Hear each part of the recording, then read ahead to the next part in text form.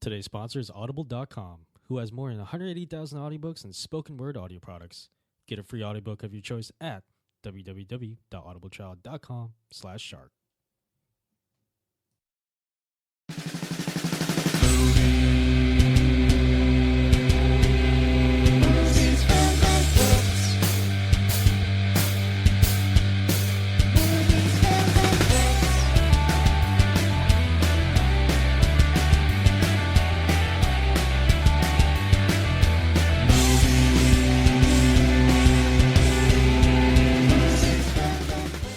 Hello, welcome to the Movies, Films, and Flicks podcast. What was that?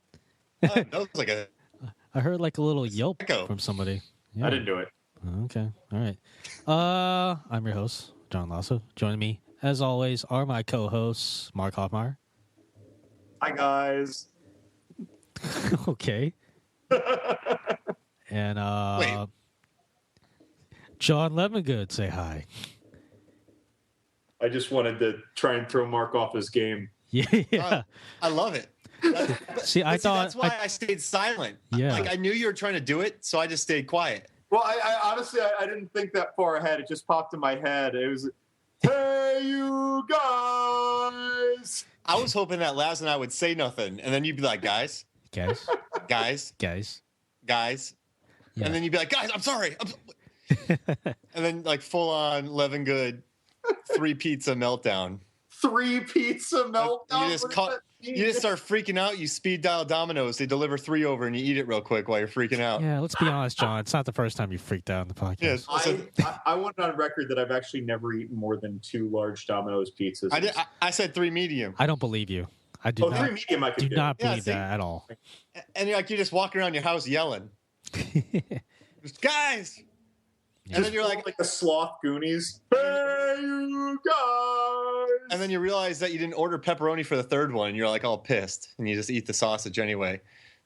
Sausage, especially if it's the 3rd pizza and the sausage is room temperature now. Yeah, Ugh. exactly. That's awful. Yeah. Yeah. Hey guys, guess what? What's that? Knock knock. Who's there? None.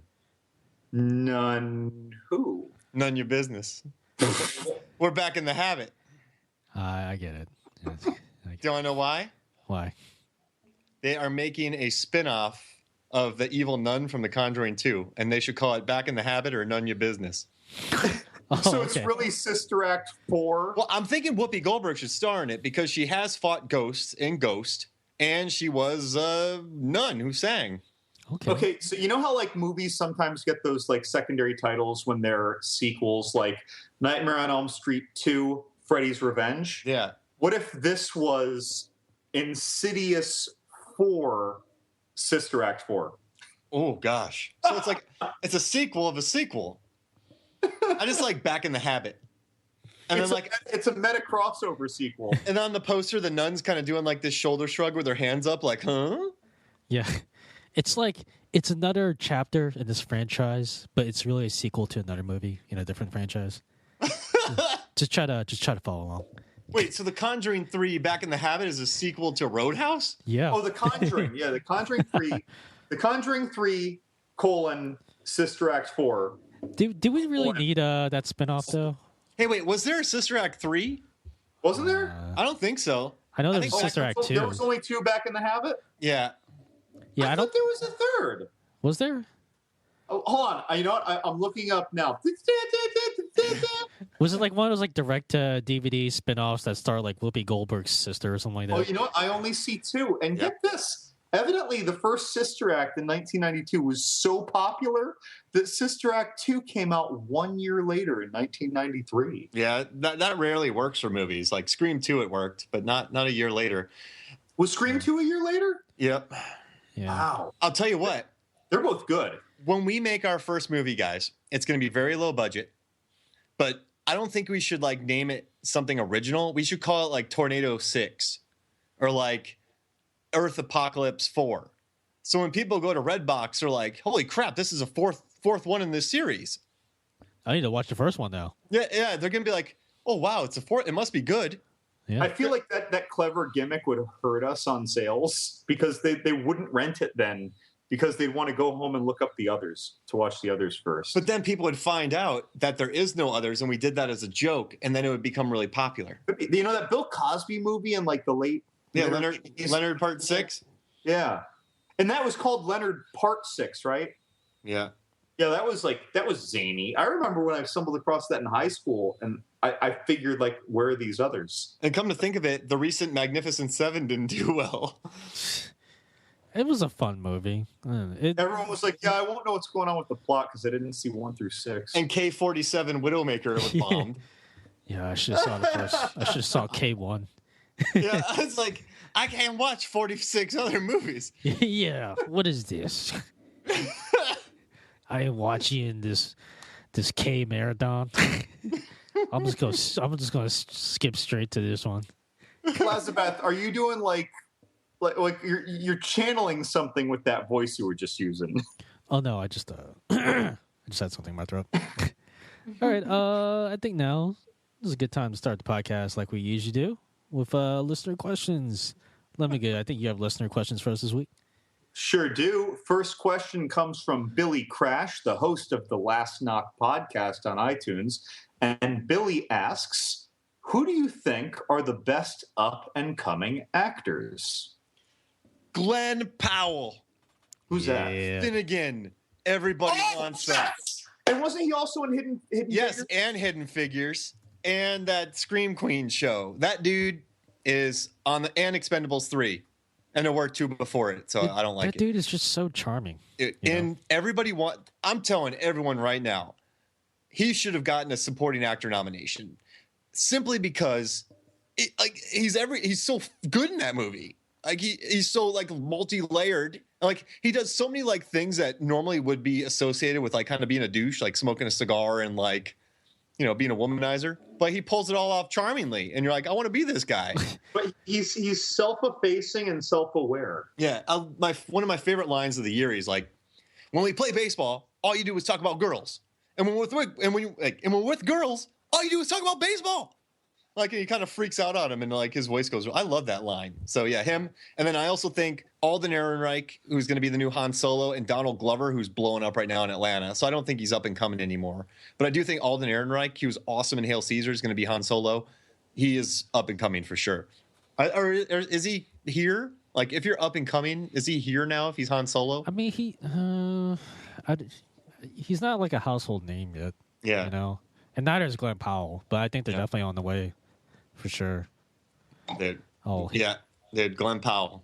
If I had thought of Finnegan when I was thinking about this question of Glenn Powell, I would have mentioned him. But I just, he didn't come to mind while I was thinking. What came to my mind right away was all of the kids from Stranger Things.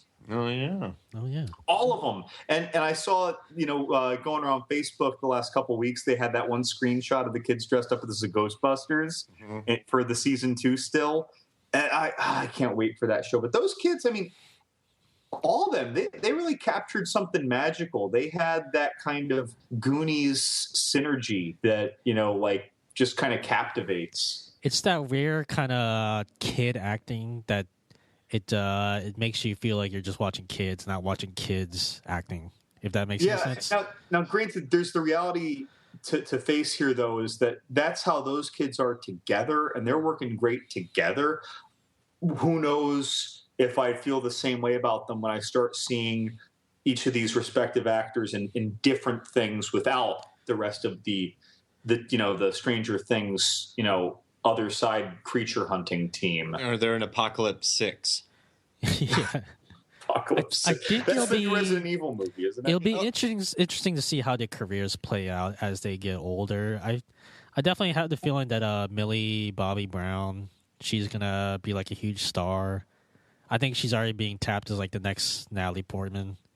Because she has that like look, and she's very serious with her dramatic role. So yeah. See that. It'll be interesting to see, like, how their careers play out in the coming years. So, for sure. Yeah. What do you got, Laz? I'm going with I think this is how you say her name. I apologize if I butcher her name, but Anya Taylor-Joy. Oh yeah. Yeah, Oh yeah. yeah. She was. She played the lead in The Witch. She played Thomason. She's also been in Morgan. Oh, yeah. Yeah. Thomason, and she's also in Split. And she was- So she's I don't, looking through her IMDb, like her actress credits. It's like about 10 entries. It's not a lot, but then again, she's also kind of young. I think she's only like, well, she was born in 96, so she's like about 20, 19 or 20. So 21. yeah, she's a really good actress. She's already been in like some really good movies, and yeah, I think I don't know. I can imagine seeing her like being in some really kind of Oscar nominated type movies. I don't really see her doing like blockbuster types. I could just see her doing like kind of the artsy types of movies because it's like she feels comfortable. It looks like she's comfortable doing those types of movies. And she crushed it in The Witch. Oh, Yeah. dude. Everyone crushed it in The Witch, but she did stand out. It's like the ending where she. Well, I know. Well, I guess we kind of spoiled. Yeah, it we've already nowadays. spoiled it on the podcast. Yeah, but like, Black Phillip yeah. crushed it too, though. Yeah. Oh man. Black Phillip. Yeah, He crushed a guy. yeah. Like I said, he crushed Yeah. it. No, he gored a guy, didn't he? Oh yeah. Yeah. Well, he probably crushed something in that guy's body when he was goring him. Like his lower intestines and his lower vertebrae. Something got crushed while he was being gored. It wasn't. It didn't feel good. Yeah. But yeah, I think if I had to put money on someone like becoming like the next kind of artsy kind of actress, I would put money on her. Wait. You know what we just did? What's that? Like, I think we just remade The Goonies. Did we? You had Glenn Powell as Josh Brolin, a little older. Okay. Anna Taylor-Joy is one of the older girls. Yeah. And then you have all the young kids as the Goonies, and then you have the older sister as the one that Josh Brolin likes. Oh yeah, Barb. We just remade Goonies with our picks. Well, then who's Sloth? Oh brother. Well, I don't know, that creature. Yeah. Okay. Oh yeah, the flower faced monster. Yeah, that's right. From the upside down. Or Matthew Modine's hair. There you go. Ugh. Yeah. Cool. Terrible. Cool. Yeah. So I Terrible. think that's the final answer. Matthew Modine's hair. Keep an eye out for that for his hair. Awesome. All right, John. What's the next question we got there? Second question comes from Dylan from Melbourne, Australia. Now, he's asked us other questions, but I just wanted to point out, not by his solicitation, that he just started his own podcast called Point of Origin. So this question's from Dylan, and his question is, what is the best protagonist name or the best film character name with an exclusion of Bond characters? Oh my! Go. What do you got? It's. Oh, go ahead. Oh no, go for it. You go for it. For me, it was just like, what name just kind of do I remember after watching it? It's not. I didn't want to go like the cool sounding name or the funny sounding name. I just wanted to go like a name where it's just like I could just remember it. I always associate with that character. It's unique, and like the first thing that popped in mind was Biff Tannen from Back to the Future. Because it's like when you hear the name Biff, it's like, oh, well, it's the bully from Back to the Future, and I don't think of anybody else. It's such a unique name. And it's an iconic name, so I'm just like, Biff Tannen. I know he's not a protagonist; he's the antagonist, but I don't know. It's just there's something about that name that just always stood out to me. And Ricky Bobby. Ricky Bobby. Everyone says Ricky Bobby. Yeah. But for me, it's got to be. I know it came from a book, The Maltese Falcon by Dashiell Hammett, but Sam Spade. That's like just a perfect bogey name as far as cinema goes. Yeah. I just love Sam Spade. Like that's like the coolest movie. Bogart's like the best, but I just love Sam Spade. And also, I know he's an antagonist villain, Hans Gruber. Oh, great name. And I also love Marge Gunderson from Fargo. I also had a whole bunch of stuff come to mind. Like, I mean, we've talked about Kurt Russell so much, like Snake Plissken. Yeah. Oh, yeah. I'm looking at that name right now. That's the name. We were talking about Van Damme many episodes ago. Chance Boudreaux. Because my mama took a chance on me.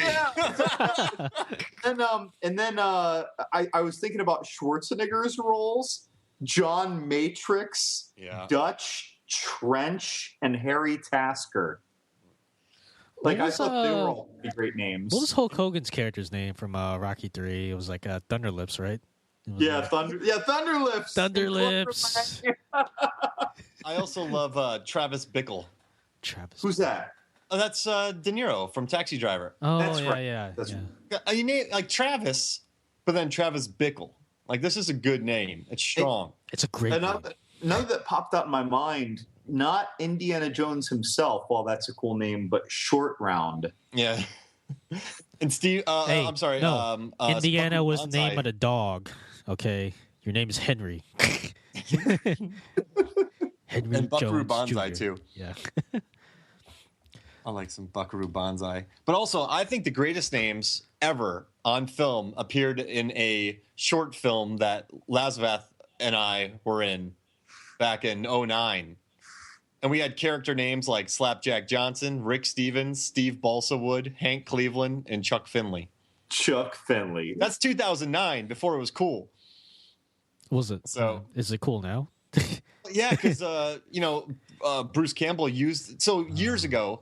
I've been using Chuck Finley forever. I had like my brother had me write into a magazine like Details magazine. I had to write a blip about a Matt Dillon article, and I sent it in under Chuck Finley. Like, this is like 2006, so I always use Chuck Finley. And then Bruce Campbell, one of my favorite actors, used that name in Burn Notice. And so one of my good buddies told me about that, and then so he stole it from me. And then some guy on what's that cool website where like you sent it to me, Lazavath.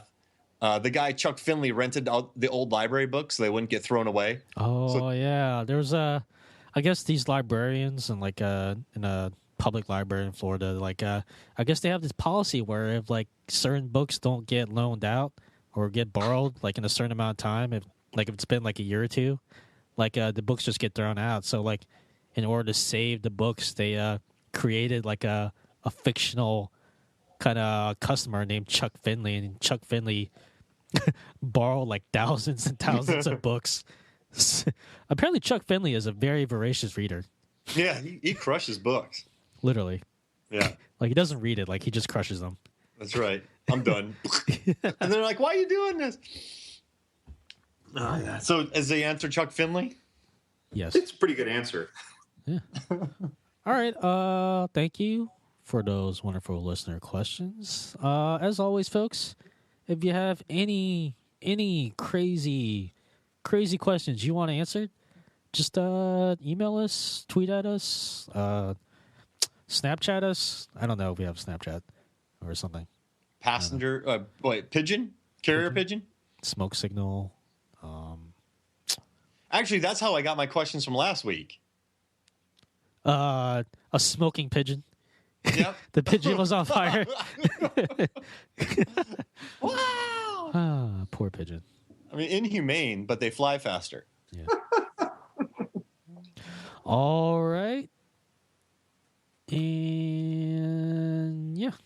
Let's move on to the topic of the day. And Mark, I think you have the topic this week, right? Yes. So I like to think. It's not what I've heard. That are very handsome. I mean, I like to think a lot. I got a lot going up in my head. I got a couple wheels, couple hamsters. One's working at a time. Not both. That'd be too much. But the other day I was walking around and I was like, hey, like, if I could only pick 10 films from my movie collection to showcase on my bookshelf, what 10 would I pick? So I started like racking my brain, taking long walks on short piers, doing Rocky montages on beaches. And I thought about 10 of I still have some VHS, DVD, Blu-rays that if I only had room for 10 films on my bookshelf, which 10 would I pick? So I picked out 10 and I wrote a post about it. And it actually started a lot of good conversations on Facebook and Reddit and all that. And people were like, talking about the movies. However, I don't know. A lot of them seem like very, sorry if you're a fan, like pretentious. Like people were like Godfather 1, Godfather 2, Clockwork Orange. Like, and I'm like, cool. Way. Like, those people can't watch that. And it's like, yo, dude, I get it. Like, I get it. These are greats, but I had like, I had movies that were just bonkers that I kind of, my heart told me to pick them. Like, I wasn't trying to be pretentious. So I realized that the way to go anti-pretentious was for us to each pick 4 and have a 12-film MFF bookshelf. Because our picks are going to be so random that it's mostly going to be head-scratching. I'm scratching my head right now. I agree with what you're saying, though. Like, you mentioned people's pretentious picks and all, but, I mean, if you were really given, like, there's a difference between your top critically acclaimed movies and your personal top movies, like that you just like to watch. Your book, if it's on your bookshelf, it's accessible. You watch it more often than once every few years, right? Yeah, exactly. These need to be go-to movies. Yeah, and it's what your heart says. It's a conversation starter. So, I mean, I wouldn't put that Indiana Jones that doesn't exist on my bookshelf to be provocative. I'm not going for that. Like, I'm picking crazy films just to, like, be that guy. Like, these are films that my heart said, Mark, pick us. I only know of 3 Indiana Jones films. Which one doesn't exist? Yeah, exactly. Yeah. Unless you're talking about the young Indiana Jones Adventures. Yeah, those are pretty good. I have the box set with Sean Patrick Flannery. Yeah, and Powder. He's in that with Jeff Goldblum. So, all right. So I'm going to start us off, guys. And without this movie, it still might be around. But without this movie, there might not be an MFF website. Is it a Dolph Lundgren movie then? Nope. Is it a Kurt Russell movie? Back in 2009, I went on the first date with my wife, Megan. Drag Me to Hell. Yep. And we had some coffee, and I was talking about Sam Raimi, and I'm a nerd. I brought up Sam Raimi on a first date. We actually knew each other before that, but I was like, yo, I didn't say yo. I'm like, we should go watch Drag Me to Hell. And she's like, Drag Me to Hell? We went and watched it, and it's such like a fun PG-13 like date night horror film that's just fun. I mean, a cat gets murdered.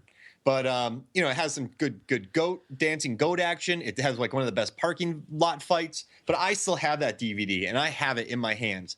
We ended up moving to Atlanta, and Megan got me started up. She's like, you should start, you always talk about writing, like start you up a website. So she started me on WordPress, got me going, went to GoDaddy, got the name Movies, Films, and Flicks, paid for it. We've been keeping it updated every year. And now... What started in 2009, me writing terrible Dolph Lundgren reviews while working on that stupid show Dual Survival in the Everglades, and one terrible Dolph Lundgren post would take me a week, was our first date where we watched Drag Me to Hell, and I still have that DVD. So the first movie on my bookshelf, our MFF bookshelf, is Drag Me to Hell because Megan helped us. She designed all the logos. So this is the first movie that my wife and I watched, and I still have the DVD. So if you're listening to the Movies, Films, and Flicks podcast, you should thank 1, Mark's wife, 2, Drag Me to Hell. That's right. So, nice. And then plus I love it. It has like I think it's one of my top 5 horror films of all time. Like I think anybody would like it. I think it's accessible. It's fun. I mean, it's cheeky. It's scary. You'll jump. You'll laugh. Tremendously rewatchable. There's a lot of goo. There's a lot of saliva. So yeah, Drag Me to Hell. That's number 1. Awesome. All right. What do you got? Who's next? I'll go. I definitely agree with you that a DVD shelf or a Blu-ray shelf, whatever way you swing, it definitely needs to be, practical and not necessarily decorative. If it's just I feel like, it's just I don't want to be pretentious about it. Like I just want to grab the movies that I watch the most or rewatch the most. Like I just wanted to be right there. And the first movie that you'll see on my DVD shelf, it's I think I talked about it a little bit before, but like it's like I know it's a bad movie, but I just love the movie for some reason. It's the Idle Hands DVD. Yep. with Jessica I knew it as Alba. soon- Yeah. Yeah, as soon as I heard I've talked about it a while, I was Yeah, like, yeah. Idle Hands. Yeah. It's Idle Hands, Jessica Alba, Devon Sawa, Seth Green, Eldon Henson. It's like this teen B movie horror comedy. I'm not gonna lie to you. It's just not a great movie, but for some reason I just love watching it. Like it's just like your typical stoner slacker teen horror movie. And I don't know, it always brings a smile on my face every time I watch it. And it comforts me whenever I walk past it on the shelf. I'm just like, yeah, like I love that movie. And the dude from Offspring's scalp gets ripped off. Yeah, like a special appearance by the Offspring, by the way. Yeah. And actually, I wrote a post about the best cinematic moments involving the losses, losing a hand, and that I put Idle Hands in there. Yeah. So it ties back to movies, films, and flicks again. People complain, like I've heard complaints, like, that movie is just a ripoff of that one scene from Evil Dead 2. I'm just like, why is that a bad thing? Yeah. I think that's awesome. That's like saying, well, you're wrong then because that scene from Evil Dead 2 was a ripoff of The Hand That Wouldn't Die. Yeah. Ooh. Oh, wow. You're, no, let me go with a deeper cut. Man, if I did that to someone, I would bust out like some kung fu moves next to that person. Like I'd be like, whoopah! Like I just throw a high kick, and then the person would be like, I'm foiled. Like they're actually, I think there's 2 or 3 horror movies about severed hands that kill people that all came out before 1970. Boom. No, I'm serious. I mean, I don't know this for a fact. There's at least one, but I really think there's like 3. Like right now, you saying that just has me dancing because I just want to say that to someone. Are you dancing like a gypsy's manservant who's possessed by a goat demon in a Sam Raimi movie? I am, and I would invite pretentious people over to my house just to show them our Idle Hands on the bookshelf, so then they could be like, that's a ripoff of Evil Dead. And I go, no, it wasn't. It was a ripoff of Hands something from the 60s. Everything's derivative. Nothing's original. And I put on that Kung Fu Fighting song and just throw kicks for 3 minutes in their face. Uh, Yeah, woo-cha! Like, can we just watch the movie? yeah. All right, so we have Drag Me to Hell and Idle Hands. Okay, so 2 Schwarzenegger movies came to mind, and because he shouldn't have 2 separate slots on this list, I am using this as my mulligan for a double submission, and they are True Lies and Total Recall. I can watch either of those movies any 3 days in a row of the year. So let's just say they come in a 2-pack because they're all over the place. It's like a DVD 2-pack. So Total Recall and True Lies? They both legitimately start with the letter T without the word the. So they can be in a 2-pack. There we go. So True Lies. I mean, I need to watch True Lies again because every memory I have of it is just me loving it. And I had Total Recall on the other day, and I love that movie. Poor Ironside loses his arms. I think that True Lies is the pinnacle of one-liners in Arnold's career because the one-liners are all smart except for when he's launching a terrorist on a Scud missile. Yeah, you're fired. Dude, it's James Cameron, and it made Tom Arnold cool. Oh, and Tom Arnold, his commentary he ran circles around Arnold for entertainment when he had screen time. And Bill Paxton's all Weasley in it. Jamie Lee Curtis has her dance scene. Jamie Lee Curtis was great. And the terrorist find was so over the top, like, jihad, this, that, and the other. At the time, that was the thing. But still, like that movie, Jamie Lee Curtis drops the Uzi and it kills like 38 like jihadists. Like that movie, and I keep watching it. If I'm flipping through the TV stations and I see it, that's the movie where I won't like think, oh, is it about to start? Maybe I'll watch it. No, anytime I just stop. I'm not flipping forward to see what else is on. I just watch it wherever it is, and I love it every time. And then Total Recall is kind of the same way, except in that one, almost all the one-liners are ridiculous, but in a great way, like, get your ass to Mars, It's Verhoeven, though, so, I mean, it's made really well. It is, and it's a serious movie, but, I mean, there's just so much funny stuff funny great and funny silly at the same time in that movie too. Like those are my go-to Schwarzenegger picks for, again, things that, like, one day you met someone who never saw it and you have to show them that movie, and 2 days later you meet someone who didn't see it and you have no reservations about throwing the movie in again. Heck yeah. So we have Drag Me to Hell, Idle Hands, and a 2-pack.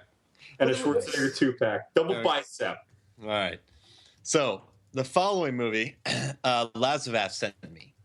I believe I won a bet, and Lazarus owed me a movie.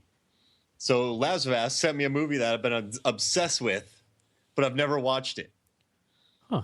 So Really? Lazarus sent me, and on the package, the name of the package was, Mark, I finally got Swim Fan Hoffmeyer. Oh, nice.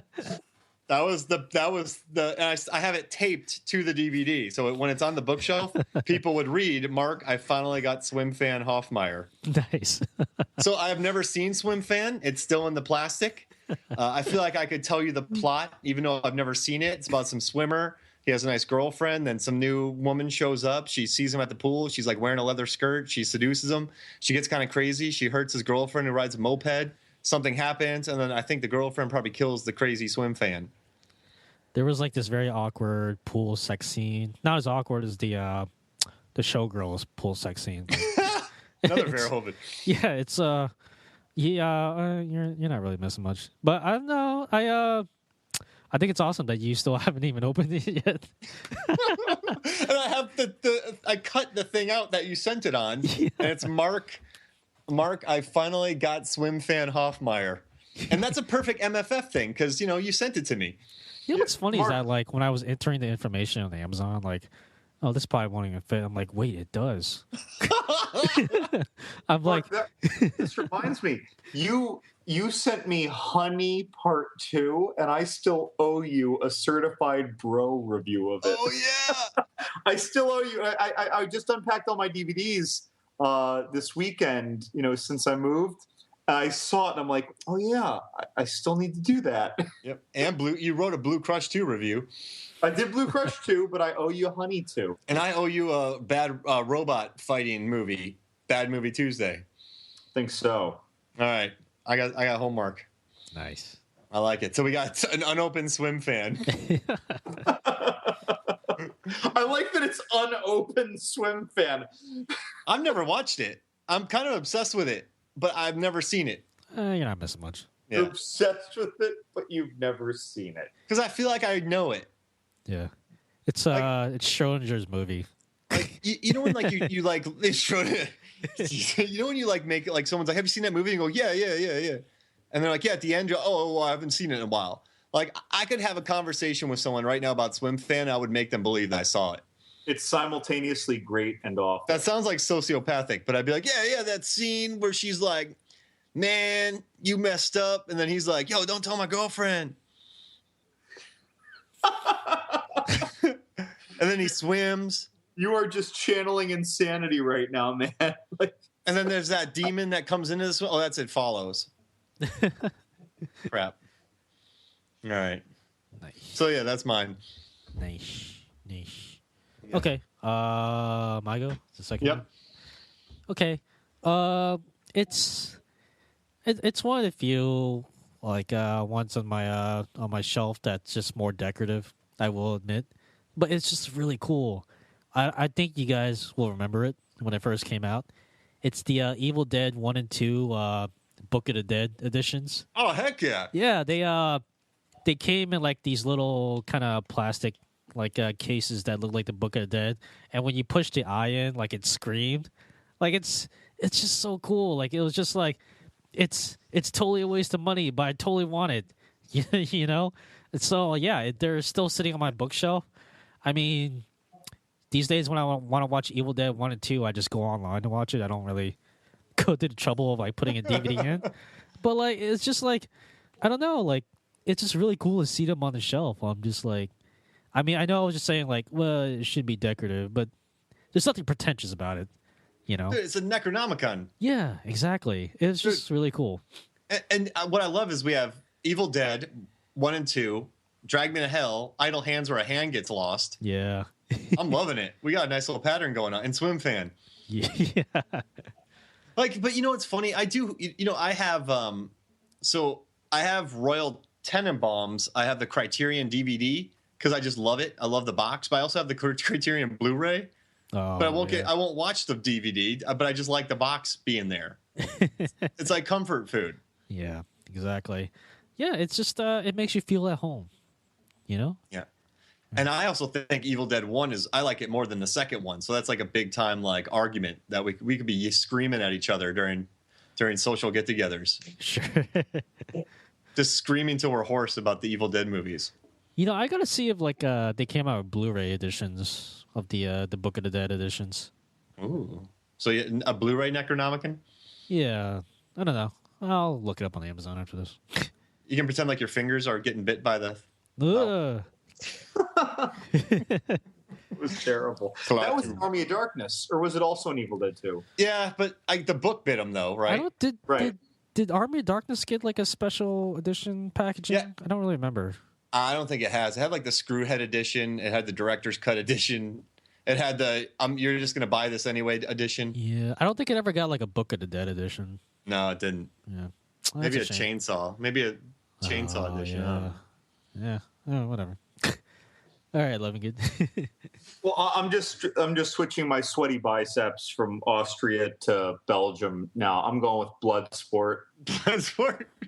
I could seriously watch that movie 3 days in a row, and on the third day, if I had to get up to go take a leak real quick, I'd pause it. Like I wouldn't want to miss it. Like I don't want to miss anything ever from these movies.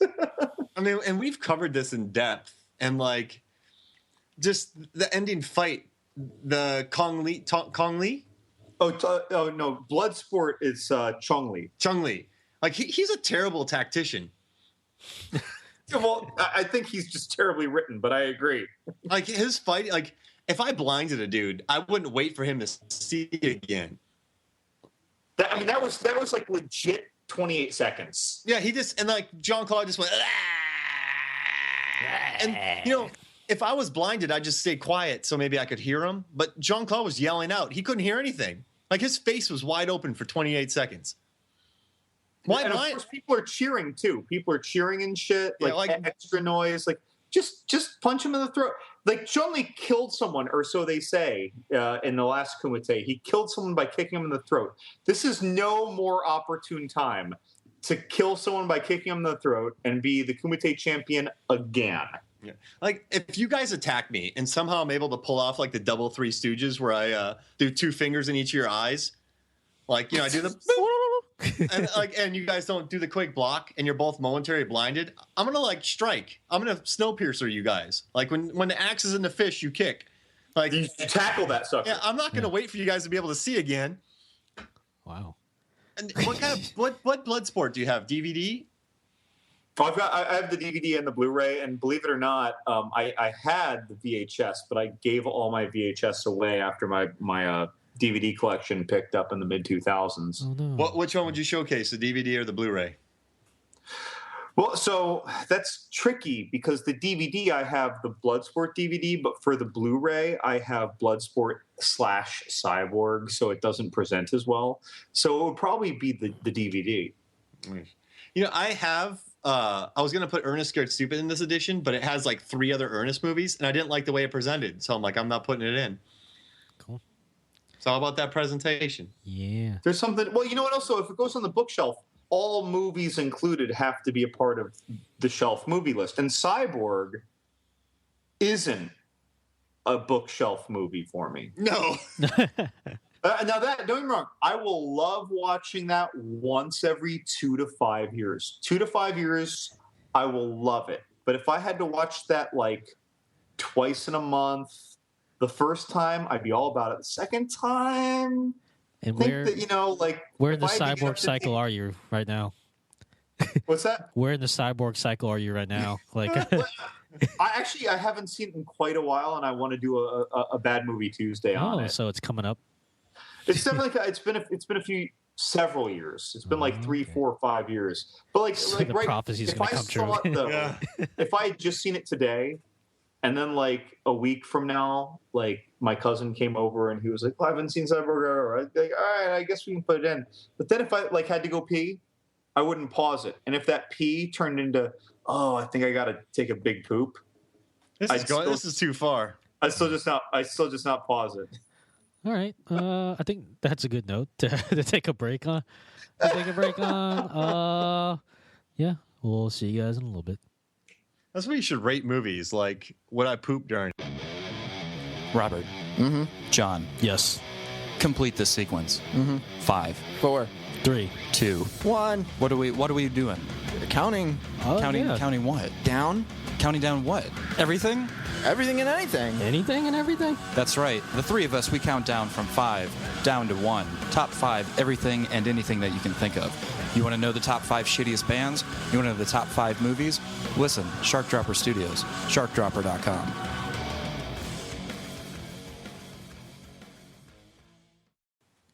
Welcome back to Movies, Films, and Flicks. Yeah, so Mark still hasn't opened that Swim Fan, by the way, in case you were wondering.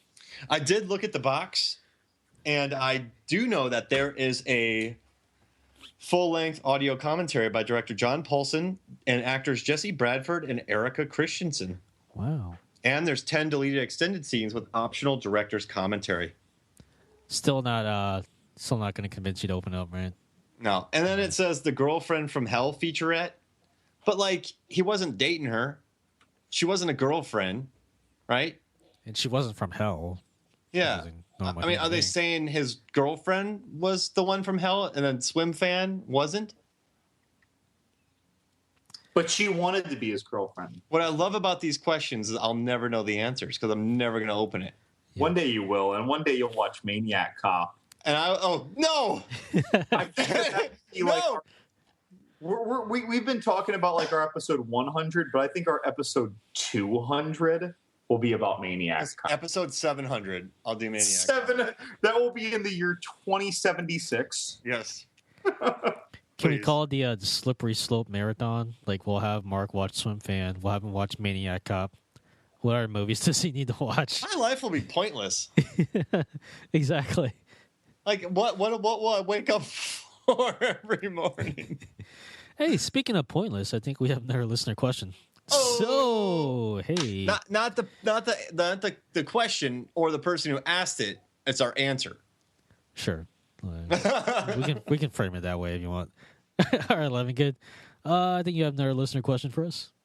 Third question comes from Josie from Las Vegas, who has serially provided us with very, very detailed, critical questions. Her question is, why has no one managed to create a proper origin story which explains exactly how Michael Myers, Jason Voorhees, or Freddy Krueger became paranormal, and that they somehow go from being perfectly normal human beings until they, for some unknown reason, perhaps after death, became supernatural or unkillable?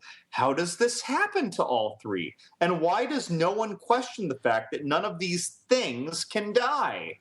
Well, Michael Myers was created by the druid priests of Thorn, which we find out in Halloween Paul Rudd. Uh-huh. Then, according to Jason Voorhees' Wikipedia, there's a curse on Crystal Lake, a death curse, the Jason Voorhees curse. So whenever he dies, he comes back.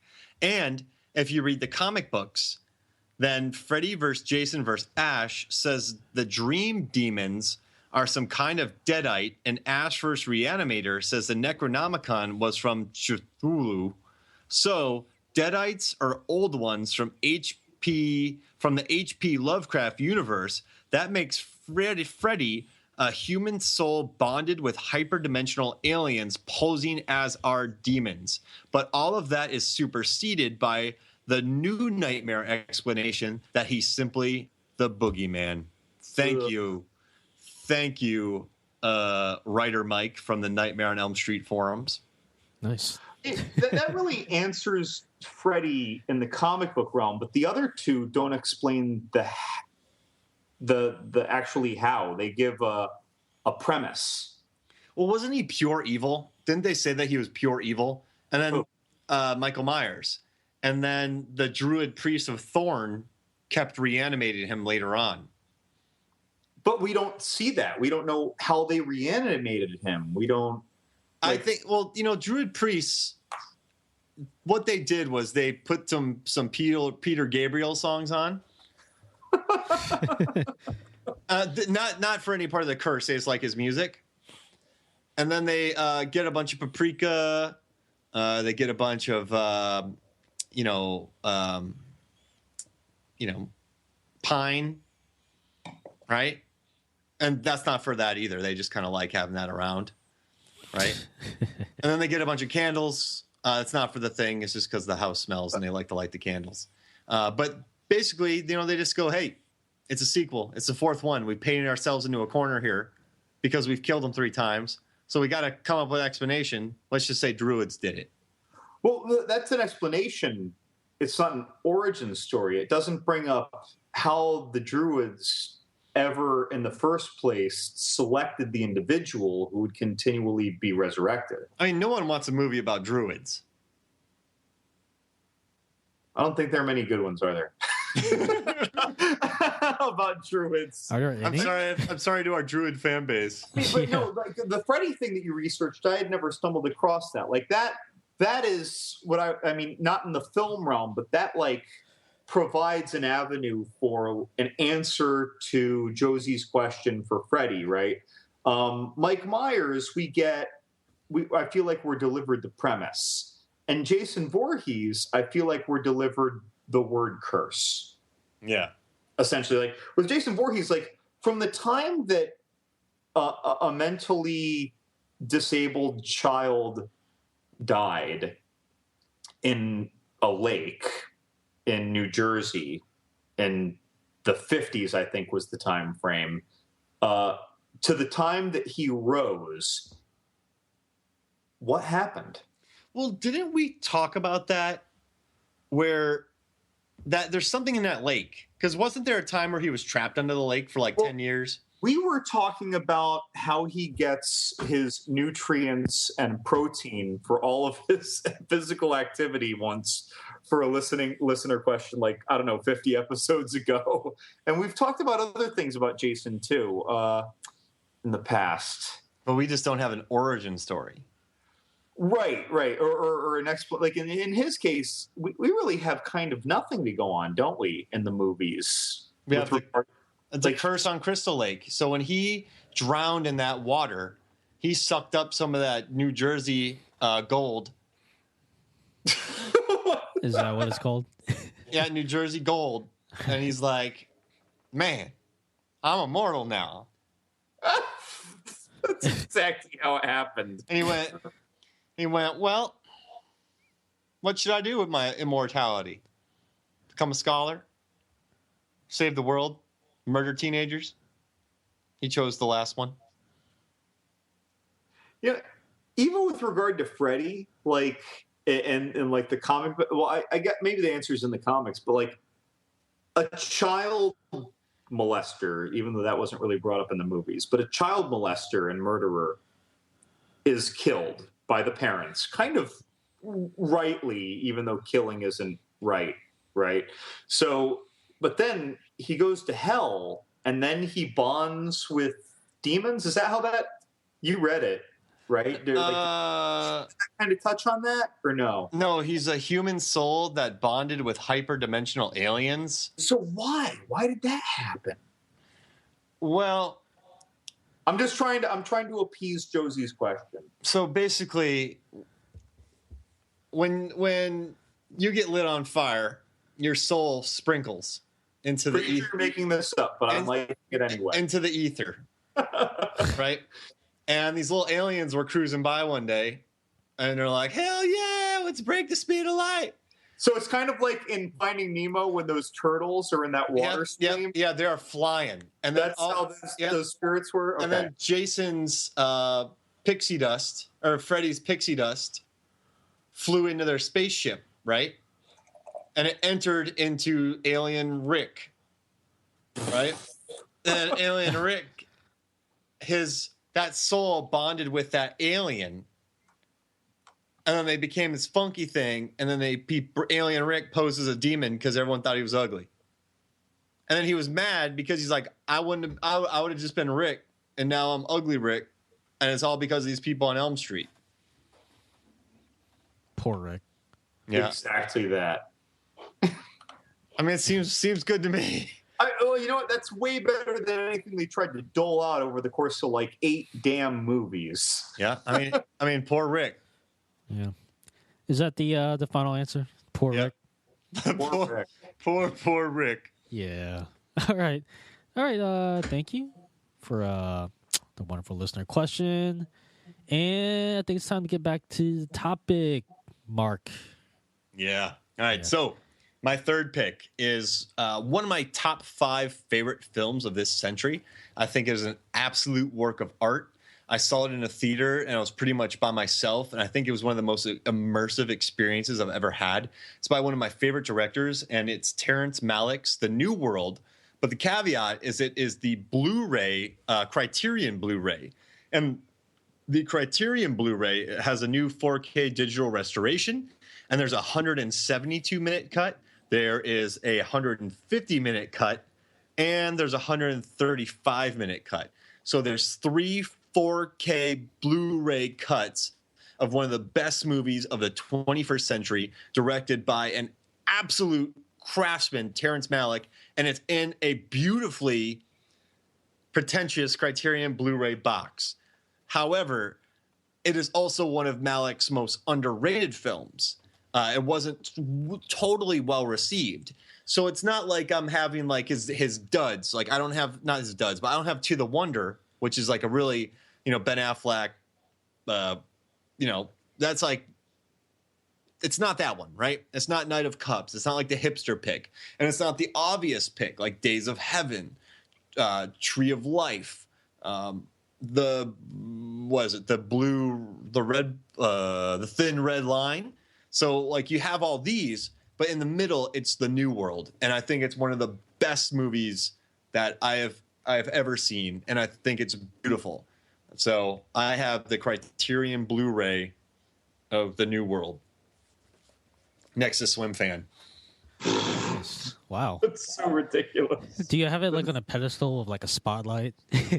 I do. And I have every 20 seconds, a sound effect goes, "Ah," over it. Well, to complement that, I had to go with a Welsh kicker and a team. Yes. I'm going with The Replacements. Cheers, bitch. With Orlando Jones, Keanu Reeves, Gene Hackman, that I can't think of her name, but that lovely girl who played the cheerleader who was Keanu Reeves' love interest in it. Yeah. Like that movie is filled with so many delightful, soulful, heartful, and sillyful lines that I can watch that any time and just feel pure happiness. When The Replacements is on, I watch it. Period. When it's on, I go eat eggs, I play football, then I puke. And I put elephant jizz on my hands and catch footballs. Right? Isn't that what he said? Yeah, it looks like an elephant. It looks like I just jacked off an elephant. And Gene Hackman wears a great hat. Yeah. He had some great lines. It's like his character, he sounded, let me rephrase, his voice was gruff, but he spoke from the heart. Ooh. Oh, you know what I mean? He mixed that. And normally that's hard to mix. His character, that coach, you could tell that he saw some rough times and you heard references to it. But at the same time, like, even though you could hear that torture in his voice, like ringing on his vocal cords, he always spoke with heart. And I still have the DVD that I bought in 2000, I believe. Me too. Yeah, I have the original. It's that kind of DVD where the front kind of wraps around and clips over the front. Yep, that's it. It's like what I call nowadays the cheap quality one. But yeah, I still have it, and I love it to death. My cousin Ryan loves it. I shared it with loads of friends over the course of my 10 college years. But I've encountered one person who didn't love it, and they really liked it. Dude, whenever I hear that Police song, "Every Breath You Take," like I think of that great scene where John Madden narrates it. I still don't understand a lot about it. Like I don't know why they have to ditch Keanu Reeves because they only had one quarterback. He could have been the backup. I don't know why she was driving crazy. And apparently there's an R-rated cut out there somewhere, but no one's ever going to see it. Oh, I've got to see that. Yeah, but no one's ever going to see it. Nope. You ain't ever gonna see it. Wait, who's this guy? You ain't ever gonna see it. I'm the only one. I don't like this guy. You ain't gonna see it. Les, how are you going to transition us from the new world to the replacements? Yeah, I think it's a nice progression of classy movies there. So like this next one, it's like another movie that gets like a lot of playtime. It's a DVD. It's Mallrats on DVD. Yes. You know, it's yeah, I just I watch it like maybe 1 or 2 times a year. You know, it's one of those movies that I watched like all the time back in high school. You know, it was always like in my DVD player. It was always Dad in idle hands, you know. So it was just it's yeah, Mallrats is definitely my favorite Kevin Smith movie. You know, Jason Lee's character in that, Brody, Yeah. he would be like a god nowadays. Like he was like a cool nerd before nerds were cool. Yeah. This is when like comic books were still like so niche. Yeah. Like this is like, I mean, maybe, you know, we had Batman, I guess, in the 90s. Mm-hmm. But I mean, this was like this character was ahead of his time. You know what's awesome is that like the movie was just like about these slacker characters who just hung out in the mall all the time. That's basically what I did when I was in high school. So like I feel like that movie was just made for me, you know, back then. I would just watch it. I would also watch Idle Hands, which is like a similar type of movie. I'm just like, yeah, I just watch movies that just kind of I related to the most. And yeah, Mallrats will always have a place on my shelf. I don't watch it as much as I did back in the day, but you know, it's a very worn out DVD, I can assure you. Just don't put it in a Volkswagen. No. Yeah, you know what's funny? Somebody asked me the other day, "Hey, Mark, like, what are some like 80s, 90s movies that you watch and you just get real nostalgic?" And that was Mallrats for me. Yeah. Even more so than Clerks. Like, I love Clerks, but I saw it when I was 12, and I saw Mallrats when I was 14. And I like Clerks as a film better, but I connected more with Mallrats. Sure. Does that make sense? Yeah, because like... And I identify with exactly what you just said. Yeah, that's right. Because personally, I think Dogma is Kevin Smith's best movie. Oh, yeah. Or no, Chasing Amy is yeah. Kevin Smith's best movie. But Mallrats is my favorite Kevin Smith movie. I don't know. Can we say that Chasing Amy was his best film, and Mallrats was maybe his best movie? Well, what about Dogma? I feel like that deserves some type of consideration. That's a flick. Dogma's a flick? To me, that's a flick. It had Really? loads of substance, but loads of nonsense. Yeah. All right. Well, yeah. To me. Mallrats. It's my pick. To me, anyway. It's just one dude's opinion. I'm not trying to opine it on the world. There is some guy screaming in his car right now. I'm just saying, it's Jason Lee right now. He's screaming in his car. Just There is a punched guy a hole in his throwing window. spin kicks right now. In his car and crashing as a result. Like, if you try to throw a spin kick while you're driving, it's not going to turn out good no matter how good your spin kicks are. Van Damme would crash. Yeah, he absolutely. Awesome. Cool. All right. So I guess here's my last one. This isn't the last one. We still have 2 more, but this is my last one. And this is the first DVD I ever bought. The DVD I have in my hands. When I was a junior in high school, I saved up my money from the movie theater and Burger King. And I had so when I was in 6th grade, I bought a TV VCR combo for 12-inch combo that I saved up all my pennies, and I got that, right? And then my junior year, I bought a DVD player. I mean, it's pretty much the size of a large pizza, like 3 large pizzas. I can't eat 3 large pizzas. Yeah. Oh no! You know what? I could. I'd regret it. And so, I mean, it was huge. Cost me $238, I believe. And I went to Target and I bought this movie for like $30. I love this movie because I also worked in a movie theater, and it is the number one crowd participation movie that I've ever seen in my life. When this movie was in the theater, people lost their shit. And my first DVD that I ever bought is also a movie that we've talked a ton about on the podcast, and I've written about a lot of movies, films, and flicks, and it is Deep Blue Sea. Oh, So it's the first DVD I ever bought, and it has. Listen to this. Hear that? You know that sound, guys? That's the old paper one. Like you said, you have to open up that plastic seal that kind of pops open. yeah, and it clips over the front, Yeah. over the cardboard. Yeah. And it's my Deep Blue Sea. I mean, this is more like eco-friendly if you think about it than the plastic. There's a commentary. Oh, there's a commentary. I've had this since like 2000, so almost beginning of 2000. So I've had this for 17 years, and I just learned there was a commentary. Yeah. Been missing out this whole time. Who does the commentary? I mean, Rennie Harlan. All right. And we're talking, one of the greatest kitchen fights of all time. That's one of our podcasts. I love the death scene with Samuel L. Jackson. It's so unexpected. Roger Ebert's got my back. Deep Blue Sea goes next to New World. Yeah. And I have like a theme of water going here. I got like Swim Fan and Deep Blue Sea. You just mentioned our best kitchen fights, and we keep talking about the tandem pizzas. It's occurring to me, like I just moved from South Texas to Florida. I was gone for a few episodes. I've been so busy, I haven't even gotten to listen to what you guys were saying about me behind my back. What were you guys saying about me that presumably included food? Everything you could think of. Yeah. We held nothing back. Yeah. I feel like every time I miss an episode, you guys are talking about how I'm eating my way through whatever region of the United States I'm in. Or maybe we didn't. Or maybe, well, I will soon find out, sir. I hope if I hear your head explode, it's because we didn't mention you in one of them.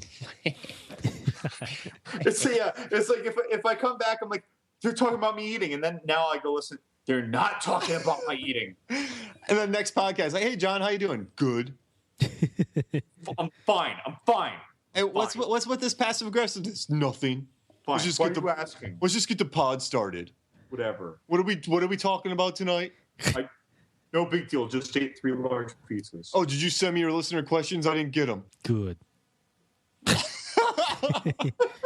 I've never seen this version of 11 Good. I'm a little worried now. It's all those pizzas. All right, so we got 2 more movies. Wait, whose turn is it? My turn? Last turn? Yeah, Let's go let for Laz, it. Go for let's it, let Laz John. jump ahead here. Okay. My last movie is also kind of a sentimental pick. It was the first movie I ever owned. It's a VHS. It's a it's a bootleg that my uncle made for me when I was a kid. It's Teenage Mutant Ninja Turtles, the live action movie, the first live action movie.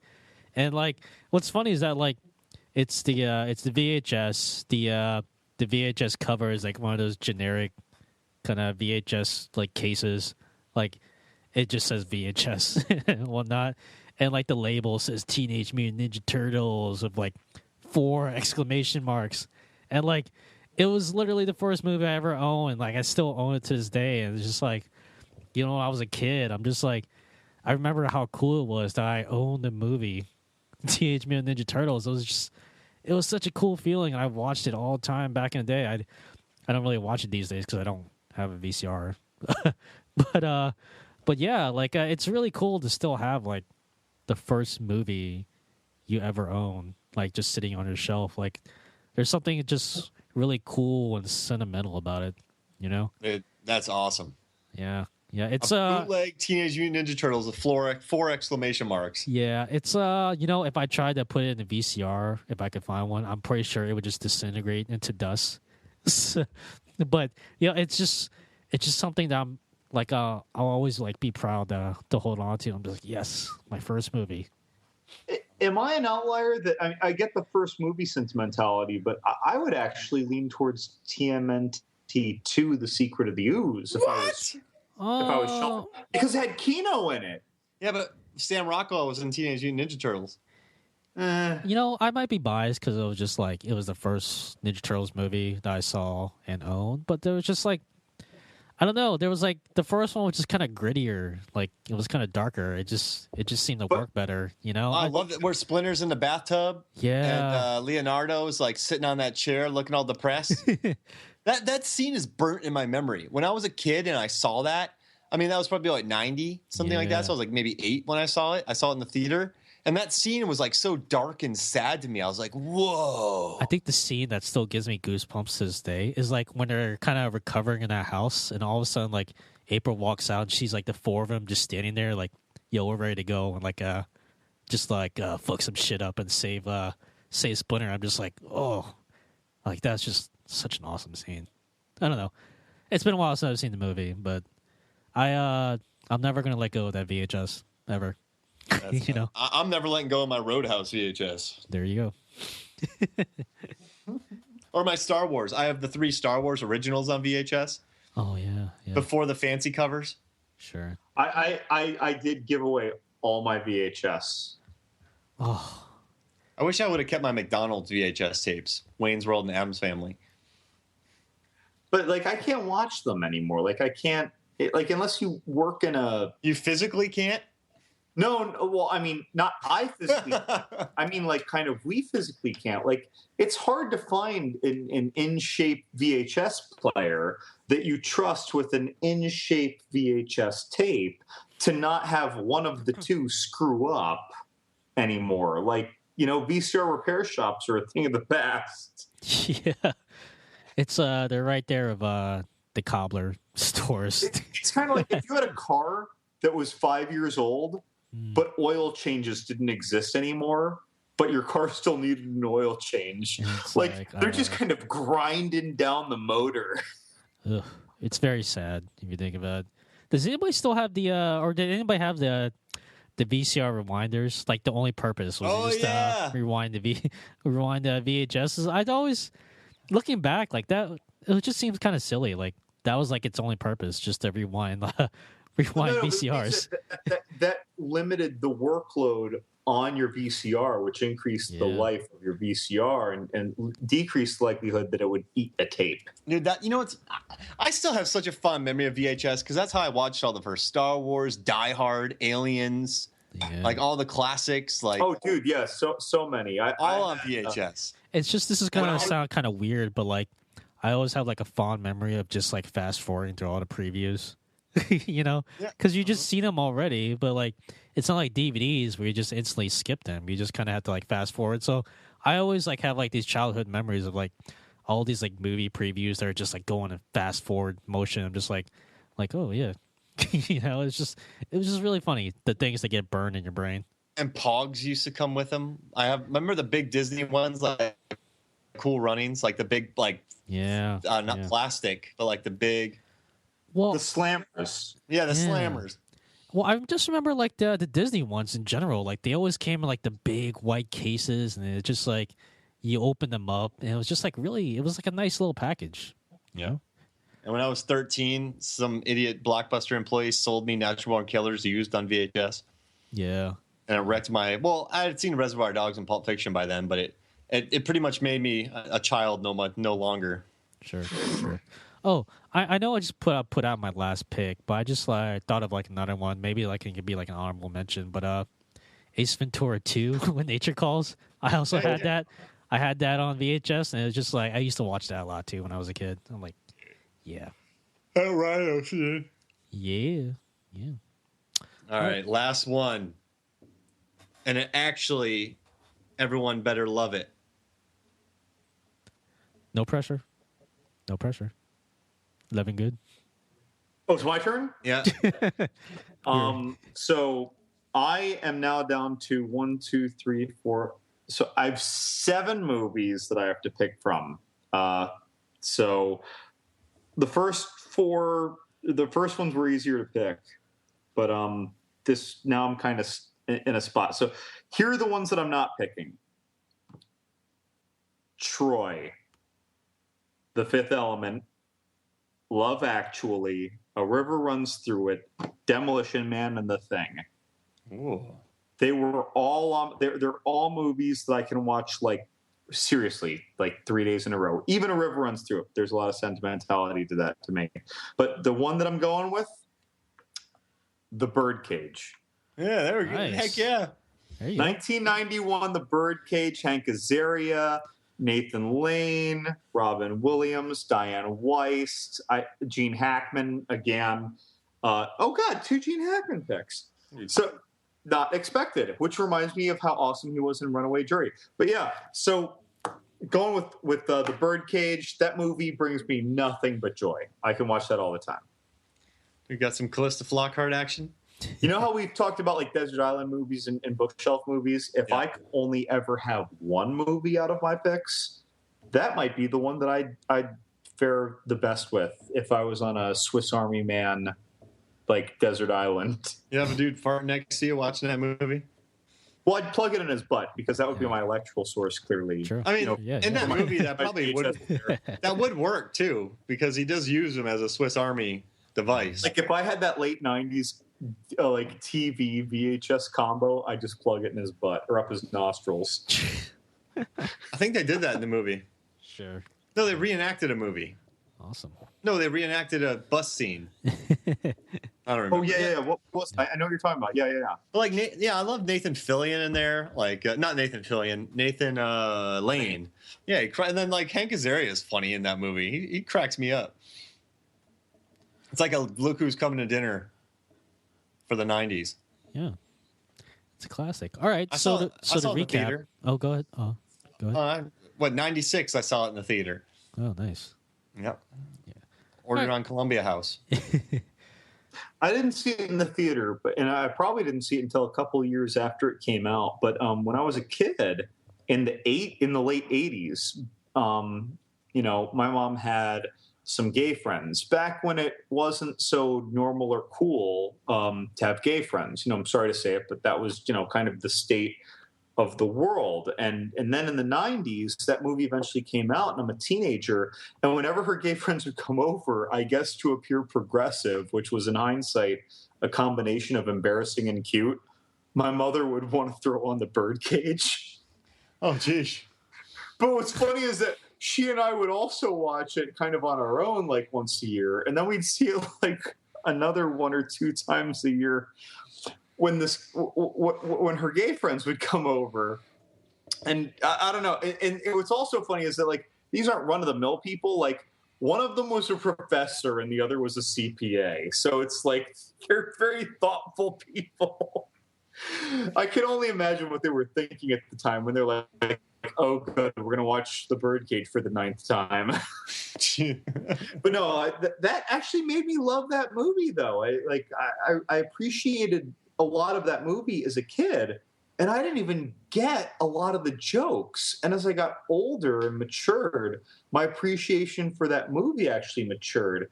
And consequently, and even don't get me wrong, this is a very silly movie overall, but as I got even yet older after that, about 10 years ago, I was the best man in a gay wedding for a very good friend of mine.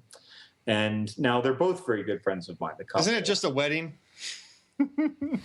Well, it's significant because we're talking about The Birdcage. Gotcha.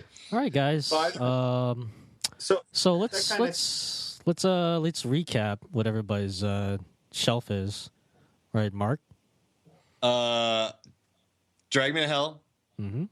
Swim Fan, Yeah. New World, Deep Blue Sea.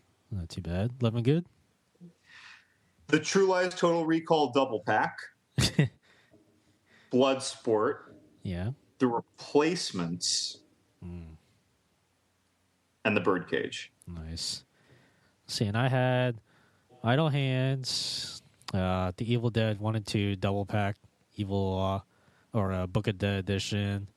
I had Mallrats, and I had Ninja Turtles on VHS. It's a Wow. bootleg. We have very, very small DVD shelves. Wait, is it like and on VHS? Yeah. That's like super old school pirating. Yeah. Dude, I love our collection. Yeah.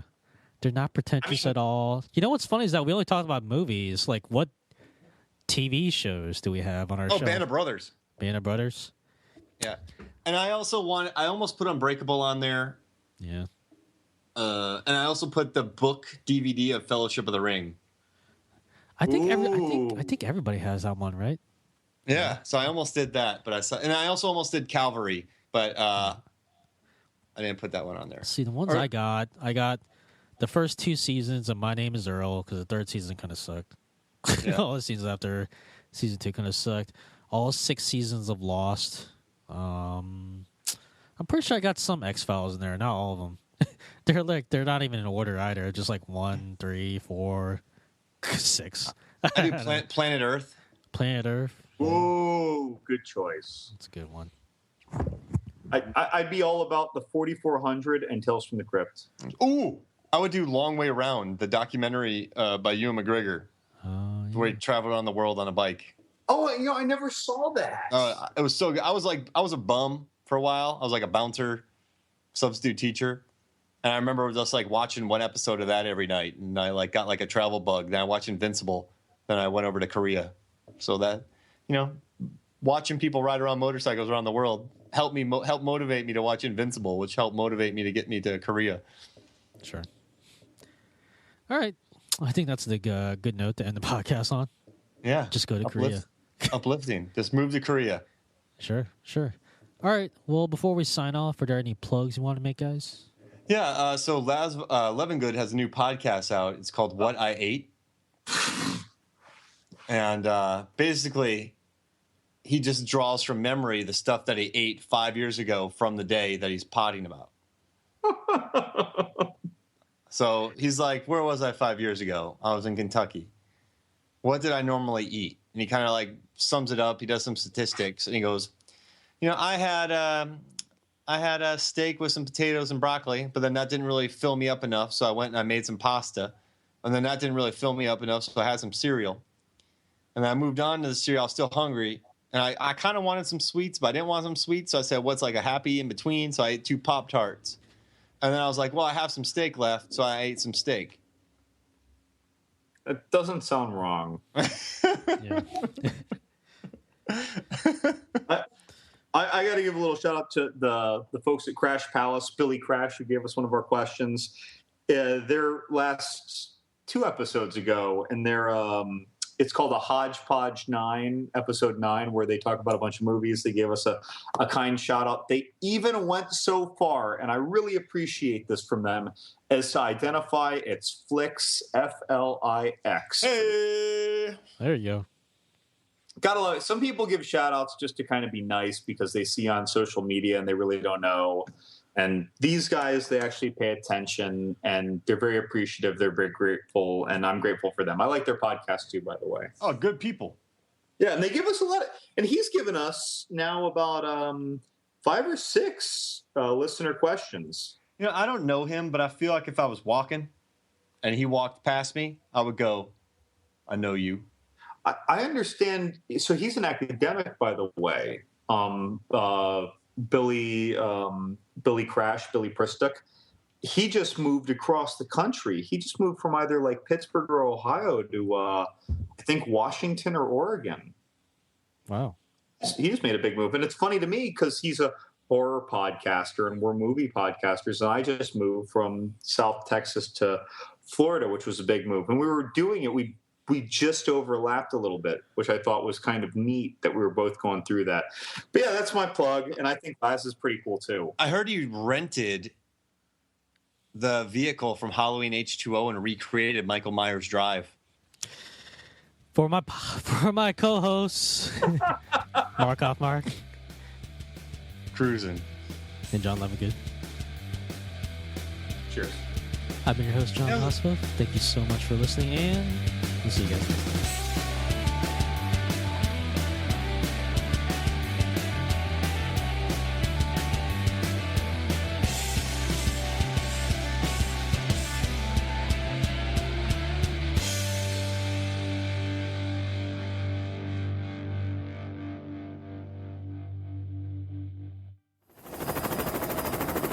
We're above the target.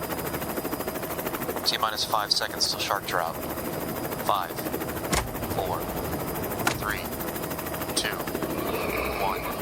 the shark. Go, go, go!